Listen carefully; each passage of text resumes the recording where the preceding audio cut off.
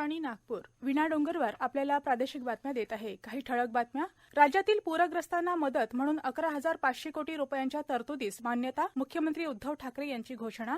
राज्यात कोरोना प्रतिबंधात्मक निर्बंध शिथिल करण्यात आले. नागपूरसह विदर्भातील 11 जिल्ह्यांचा समावेश. राज्य शिक्षण मंडळाचा 12वीचा निकाल जाहीर. नागपूर विभागाचा निकाल 99.63% आणि नागपूरच्या शासकीय तंत्रनिकेतनमधील वस्त्रनिर्मिती पदविका अभ्यासक्रमाद्वारे विद्यार्थ्यांना रोजगाराच्या संधी उपलब्ध. गेल्या 1.5 वर्षात महाराष्ट्रात वेगवेगळ्या नैसर्गिक आपत्ती आल्या असून कोविडचं संकट असताना देखील आपतग्रस्तांना राज्य सरकारनं वाऱ्यावर न सोडता मदत केली आहे. आजही 11,500 कोटी रुपयांच्या तरतुदीस मान्यता देऊन राज्य सरकार पूरग्रस्तांचे अश्रू पुसण्याचा प्रयत्न करत आहे, असं मुख्यमंत्री उद्धव ठाकरे यांनी सांगितलं. नुकसान मोठं आहे. शेतकरी, व्यापारी, व्यावसायिक, दुकानदार, सर्वसामान्य नागरिक, कारागीर सर्वांनाच झळ बसली आहे. त्यामुळे परिस्थितीचं गांभीर्य लक्षात घेऊन नेहमीच्या निकषापेक्षा वाढीव दरानं मदत करण्याचा निर्णय देखील घेण्यात आला आहे. पूर, दरड कोसळणे इत्यादी समस्यांवर कायमस्वरूपी उपाय करण्याचे तसेच तज्ज्ञ आणि प्रशासकांची समिती नेमून 3 महिन्यात अहवाल देण्याचे निर्देश देखील मुख्यमंत्र्यांनी मंत्रिमंडळ बैठकीत दिले. महाड आणि चिपळूण शहरातील पूर नियंत्रणासाठी तज्ज्ञ समितीच्या अहवालानुसार वाशिष्ठी, गांधारी, सावित्री नद्यातील गाळ काढून मॉडेल स्टडीच्या आधारे पूर संरक्षण भिंत 3 वर्षात पूर्ण करा. कोकणातील बांधकामाधीन प्रकल्प येणाऱ्या 3 वर्षात पूर्ण करा. कोयना टेलरेस पाणी मुंबई लिंक प्रकल्पासाठीच्या डीपीआरवर अभ्यास करून 3 महिन्यात निर्णय घ्यावा. डोंगर कोसळण्याच्या घटनेवर प्रतिबंधासाठी मुख्य सचिव यांच्या अध्यक्षतेखाली तज्ज्ञ आणि प्रशासकांची समिती नेमून 3 महिन्यात अहवाल तयार करा. कोकणाच्या 26 नदी खोऱ्यांमध्ये पूर इशारा देणारी आरटीडीएस प्रणाली 3 महिन्यात स्थापित करा इत्यादी निर्देश त्यांनी यावेळी दिले. देशातील लोकशाहीचं सर्वोच्च प्रतीक असलेल्या संसदेबद्दल आणि आपल्याला निवडून दिलेल्या जनतेबद्दल विरोधी पक्षाच्या सदस्यांच्या मनात अजिबात आदर नाही, अशा शब्दात पंतप्रधान नरेंद्र मोदी यांनी आज विरोधकांवर त्यांच्या संसदेतील वर्तनाबद्दल ताशेरे ओढले. भारतीय जनता पार्टीच्या संसदीय समितीची आज सकाळी संसद संकुलात बैठक झाली. त्यावेळी मोदी बोलत होते.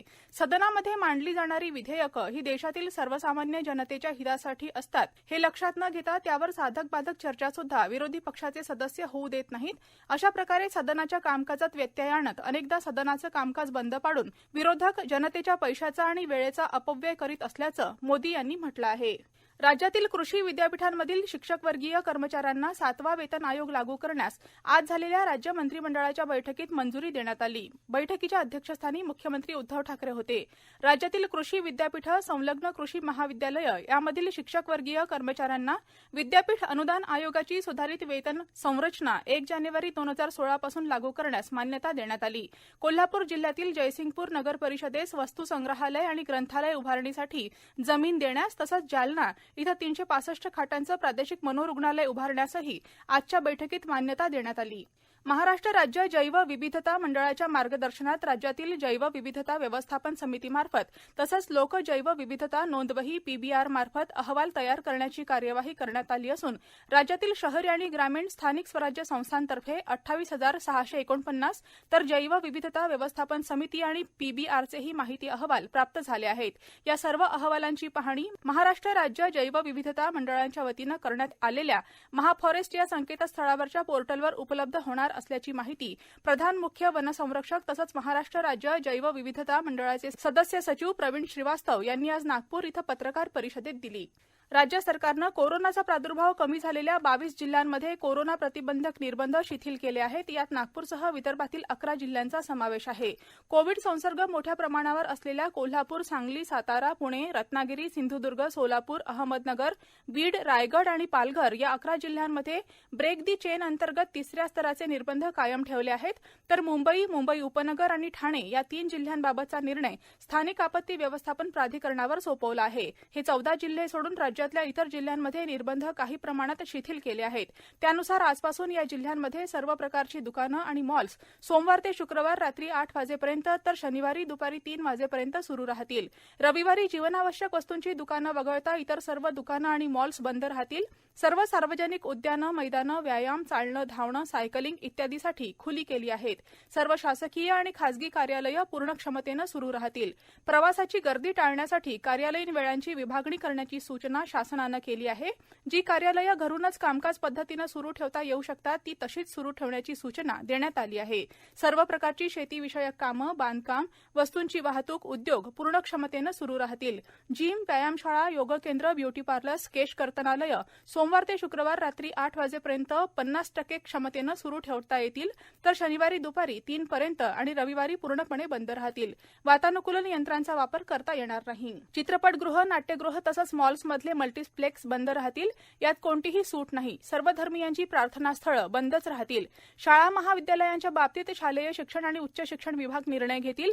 सर्व उपाहारगृह 50% आसन क्षमतेसह सायंकाळी 4 वाजेपर्यंत सुरू राहतील. मात्र त्यांना कोविड विषयक नियमांचं पालन करावं लागेल. पार्सल सेवा सध्याप्रमाणे सुरूच ठेवता येईल. रात्री 9 ते सकाळी 5 या वेळेत अत्यावश्यक कारणांशिवाय बाहेर पडता येणार नाही. वाढदिवस, समारंभ, राजकीय, सामाजिक, सांस्कृतिक समारंभ, निवडणुका, प्रचार, मिरवणुका, निदर्शनं, मोर्चे यांच्यावरचे निर्बंध कायम ठेवण्यात आले आहेत.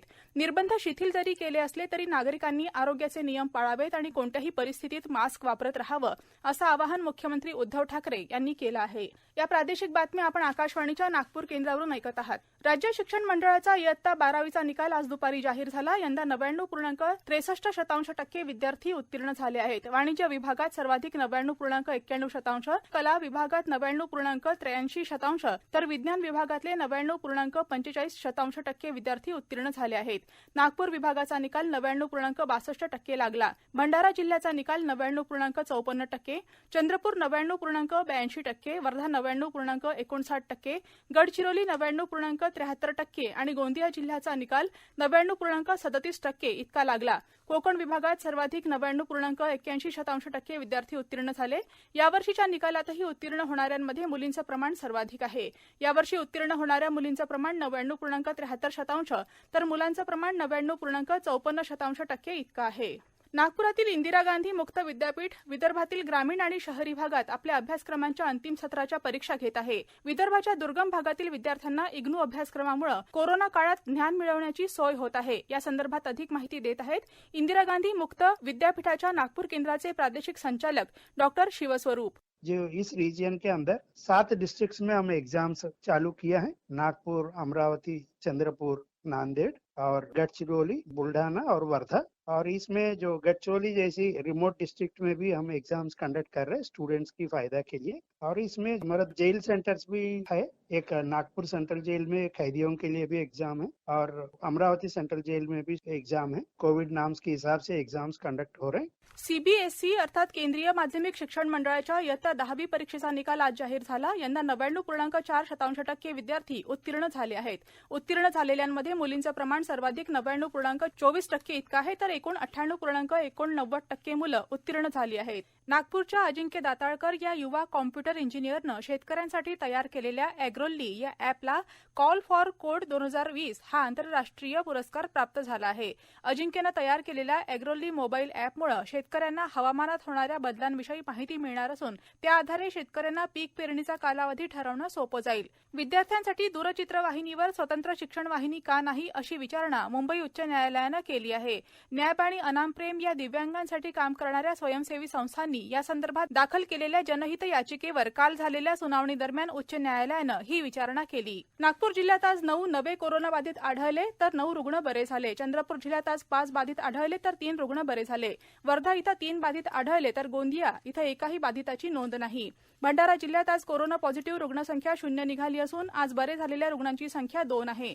वाशिम जिल्ह्यात आज 1 कोरोनाबाधित आढळला तर 4 जणांना रुग्णालयातून सुट्टी देण्यात आली. गडचिरोली जिल्ह्यात आज 7 रुग्ण कोरोनामुक्त झाले तर 5 नवीन कोरोना बाधितांची भर पडली. टोकियो इथं सुरू असलेल्या ऑलिम्पिक क्रीडा स्पर्धेत हॉकीच्या उपांत्य फेरीत आज सकाळी झालेल्या सामन्यात बेल्जियमनं भारतीय पुरुष संघावर 5-2नं मात करत अंतिम फेरीत प्रवेश केला. भारतीय खेळाडू अन्नू राणी भालाफेकमध्ये अंतिम फेरी गाठू शकली नाही, तर महिलांच्या फ्रीस्टाईल 62 किलो वजनी गटात युवा कुस्तीपटू सोनम मलिक पहिल्या सामन्यात पराभूत झाली. मुख्यमंत्री उद्धव ठाकरे यांनी क्रांतिसिंह नाना पाटील यांच्या जयंतीनिमित्त त्यांना अभिवादन केलं.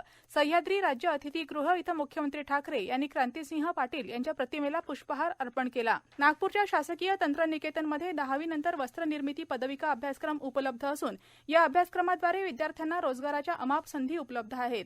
महाराष्ट्र औद्योगिक विकास महामंडळ अमरावतीच्या टेक्स्टाईल पार्कमधील अनेक नामांकित कंपन्यांमध्ये या पदविका अभ्यासक्रमाचे विद्यार्थी काम करत असून त्यांचं चांगलं अर्थार्जन होत असल्याची माहिती माहिती शासकीय तंत्रनिकेतनचे प्राचार्य डॉ मनोज डायगव्हाणे यांनी आज पत्रकार परिषदेत दिली. हा अभ्यासक्रम 1982 पासून नागपूरच्या सदर स्थित शासकीय तंत्रनिकेतनमध्ये चालवला जात आहे. शेवटी पुन्हा काही ठळक बातम्या. राज्यातील पूरग्रस्तांना मदत म्हणून 11,500 कोटी रुपयांच्या तरतुदीस मान्यता. मुख्यमंत्री उद्धव ठाकरे यांची घोषणा. राज्यात कोरोना प्रतिबंधात्मक निर्बंध शिथिल करण्यात आले. नागपूरसह विदर्भातील 11 जिल्ह्यांचा समावेश. राज्य शिक्षण मंडळाचा 12वीचा निकाल जाहीर. नागपूर विभागाचा निकाल 99.63% आणि नागपूरच्या शासकीय तंत्रनिकेतनमधील वस्त्रनिर्मिती पदविका अभ्यासक्रमाद्वारे विद्यार्थ्यांना रोजगाराच्या संधी उपलब्ध. आकाशवाणीच्या नागपूर केंद्रावरील प्रादेशिक बातमीपत्र संपलं. नमस्कार.